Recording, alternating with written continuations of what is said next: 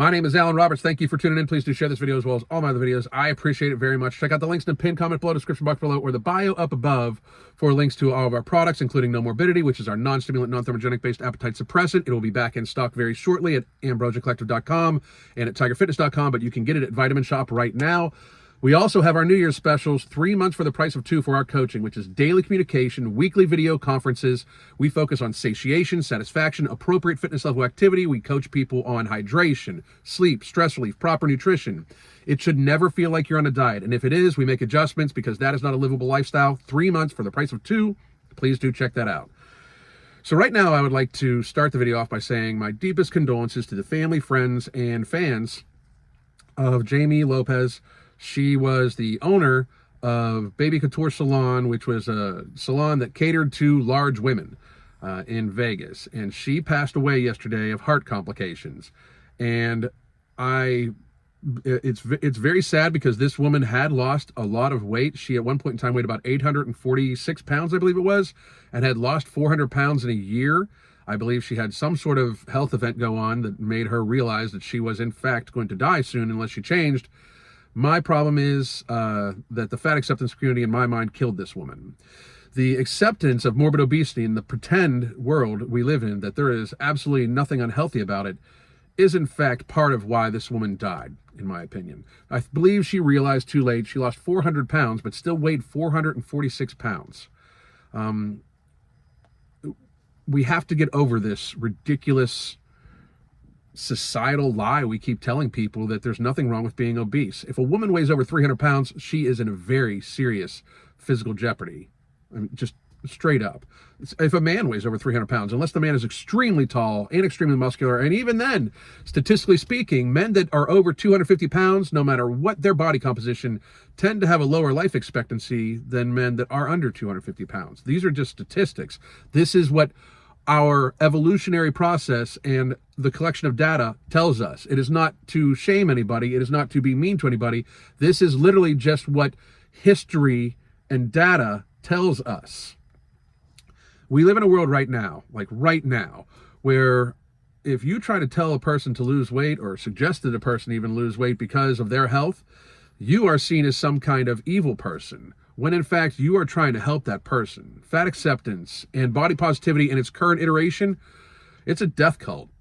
It absolutely is. It is convincing people not to take their health seriously and try to make a billion excuses not to be healthy, and allowing people in their own minds to accept the fact that they are unhealthy in the guise of thinking it's self-love.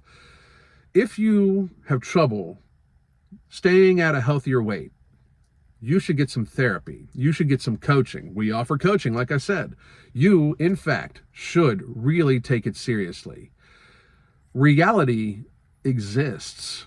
Being bigger than your body was intended to be. If you have extra adipose tissue, if you have rolls and rolls and rolls of fat, your heart did not get any bigger to pump blood to all of that. Your lungs did not get any bigger to provide oxygen to all of that. They just need to work harder. They need to absolutely work harder. And the chances that you have eaten food that is also going to be negatively affecting your heart, your lungs, your inflammation levels to get to 300 pounds plus is dramatically high. That is a lot of calories to ingest in a given day, consistently, day after day after day after day. That is hard to do with eating vegetables and fruits and lean meats and staying healthy.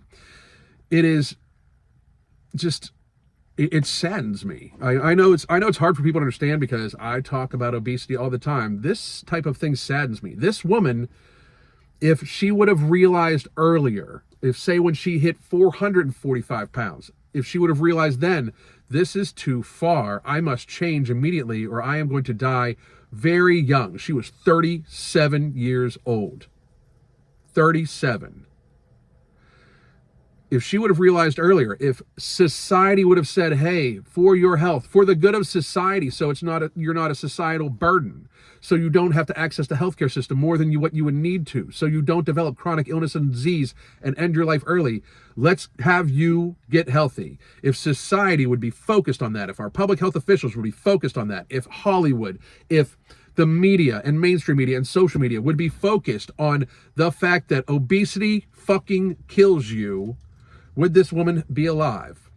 If for decades now, instead of us trying to make it seem like it's okay, let's just accept people for fat, which has now morphed into fat is a good thing and perfectly healthy, if we would not have taken that path of lying to people's faces, would this woman still be alive? I think her chances would be much, much, much greater if she would have never reached 846 pounds and then made into a star because of it. Like, she had a TV show and everything. We need to stop lying to people about this stuff. We need to be very realistic with people in that this is very unhealthy for them. This is not a healthy endeavor to be, for us to be telling people to do that, just work on your internalized fat phobia so you feel good in the body you're in. If you're a 300-pound person, I know this for a fact, as somebody that was close to 300 pounds, you do not feel good. Dead stop. You do not feel good. There is not an instance a day where you wake up feeling like, I feel awesome. There is not one day. If you're a 300-pound woman, you are physically encumbered. If you're a 300-pound male, you are physically encumbered.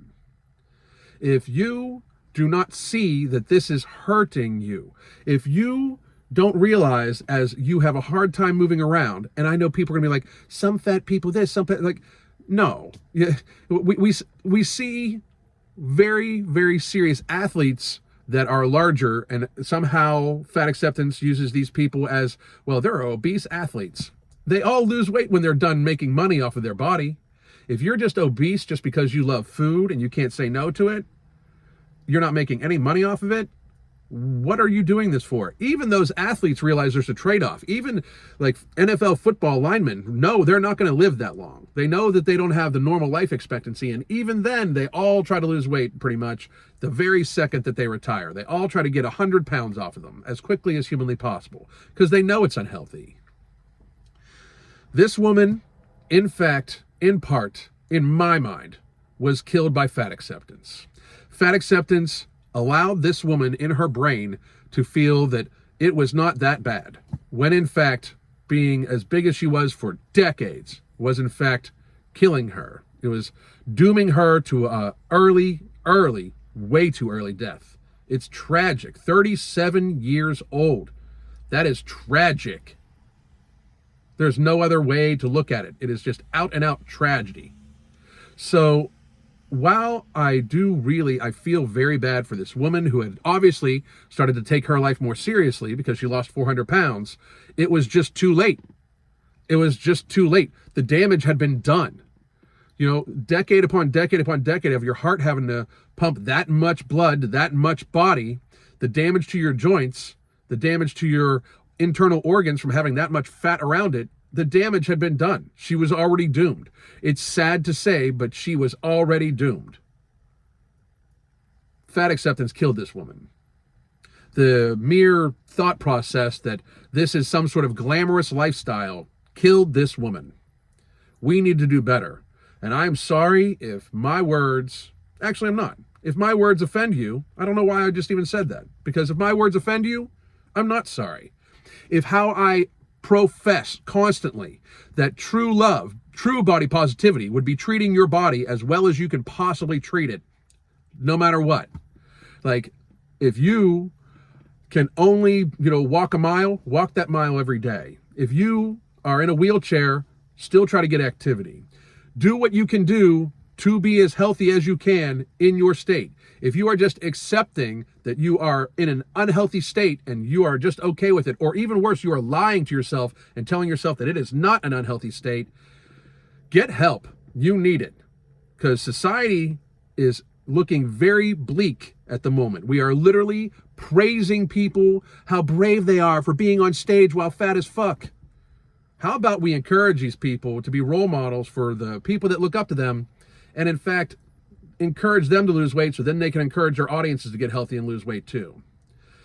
We need to stop with this bullshit, because this, in fact, is just an instance where fat acceptance and the current body positivity movement helped kill this woman. God damn.